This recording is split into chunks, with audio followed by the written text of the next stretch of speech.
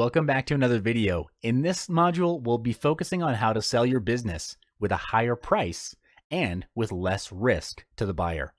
To sell your business, convince the buyer that you have a team that can run the business well after the transaction. The idea for people to buy a business is that they can ease into that business without any tinkering or working in the business. You'll also need to prove that your management team is locked into staying with your company after the acquisition. Next, you need to calculate your company valuation. There are several ways to do that, and in this video, we'll really only cover two. The first is enterprise value, or EV, over earnings before interest, taxes, depreciation, and amortization, or EBITDA.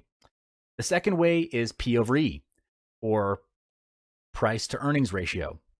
Both of these formulas are under business valuation multiplier.